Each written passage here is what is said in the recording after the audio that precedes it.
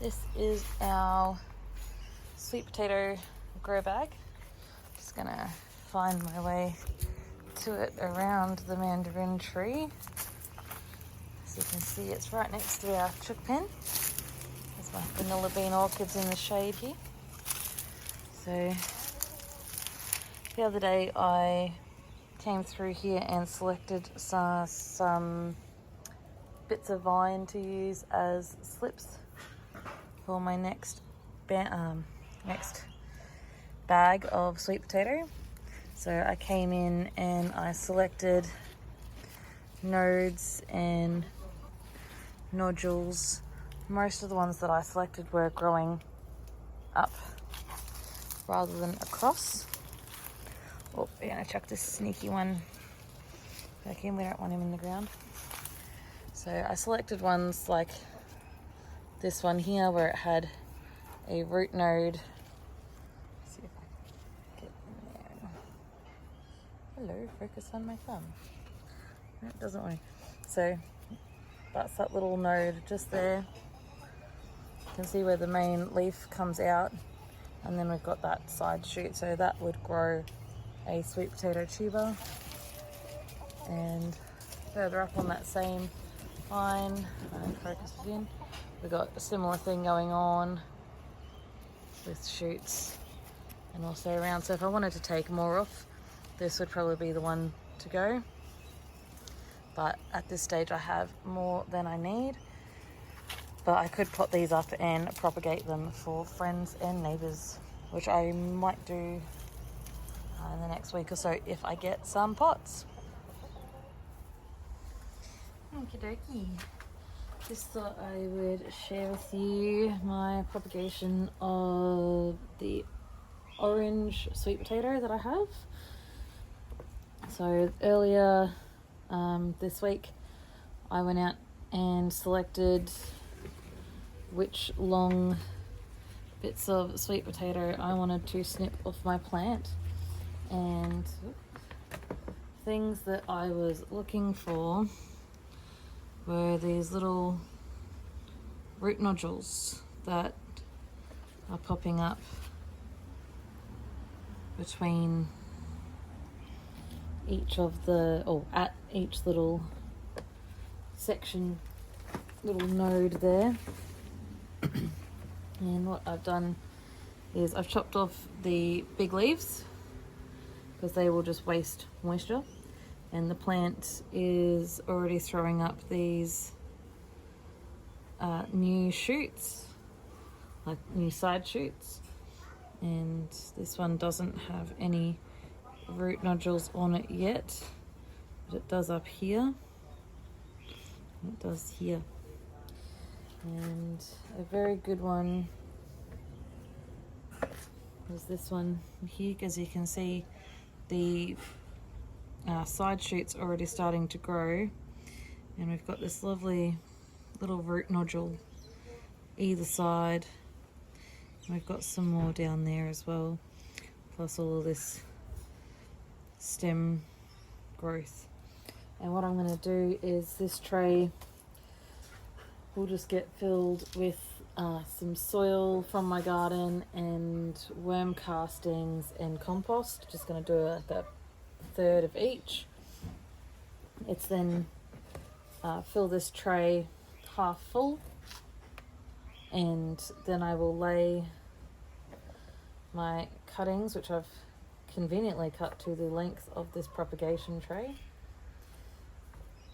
and I'll lay them across the top, and I'll probably be able to get 4 or 5 across the top. I will then top it with the same mix that's on underneath, and I'll do my best to keep these leaves, which are from this side shoot here. So this is where the big leaf was, where I cut it off,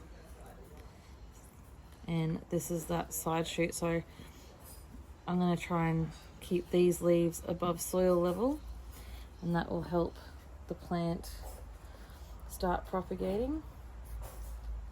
So I've already got my 4 for there, so just show you on this, oopsies, So that was the growing tip that I selected off the sweet potato.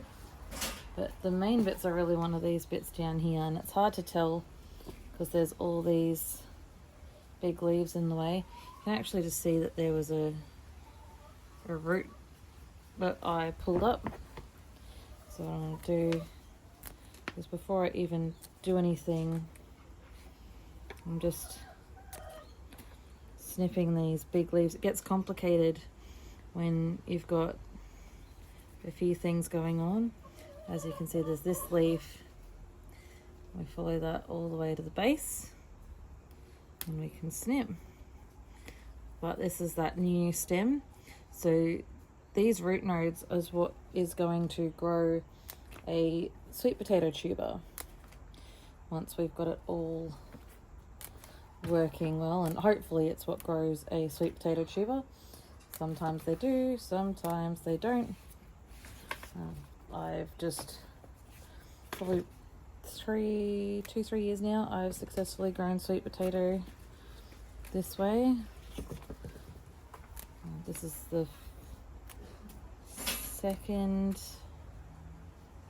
second batch of propagation that I've done here in this house. It's falling. So what I'm going to do is get my propagation tray back again, and I don't need that bit of stem. Very fibrous-y.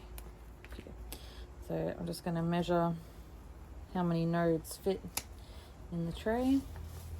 Just snip off the excess there. That bit won't grow anything, so it'll go in the compost.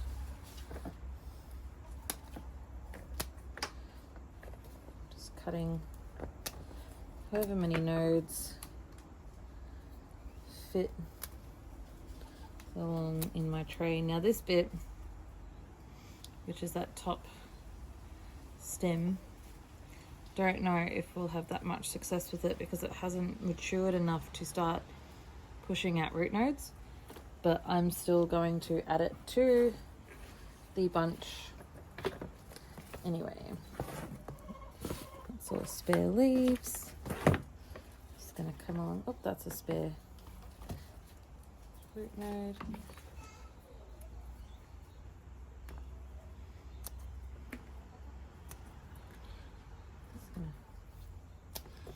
Do it with this one here as well. So you can see this time I'm just snipping those big leaves off quickly first. This one's a bit curly, but I'm still just going to stretch it out. And this is where it broke the other day as I was harvesting. So I'm actually, even though it's shorter than my tray, I'm just going to snip there because we don't need it to try and be pushing through a broken stem. And once again, this is the tip of the growing vine. So I'm actually going to leave all of this because this very bottom one has the start of a root node. So this whole length I will just put in the tray. So now I've got my mix of my soil and my compost. This is just, oh look, a little baby worms. This is worm castings that I got out of my worm farm a couple of months ago. But there is some very tiny baby earthworms in here. But that's okay, they will help and make their way out into the garden.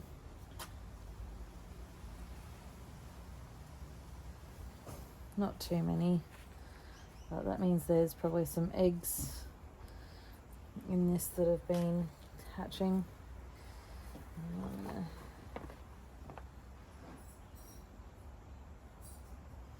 just nestle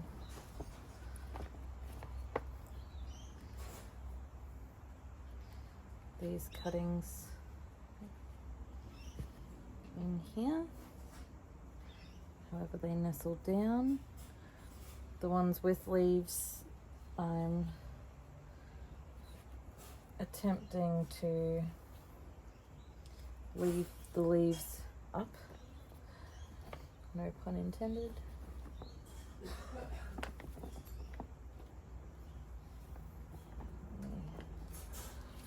These two will be the last two to go in.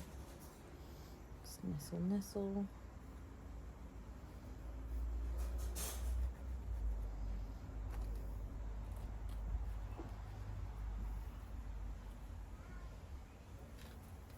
And then that's going to get topped with another layer of soil. It will sit under the shaded part of my garden probably 2 to 4 weeks until we start to see roots coming out of the bottom here. So when I start seeing roots coming out the bottom and these leaves don't look dehydrated and sad every day, then I know it's time to transplant it out. And I will do the same method as what I've done for the other sweet potato, which is to plant it in a 200 litre squat grow bag, just because that's going to keep it contained so that I can find them all.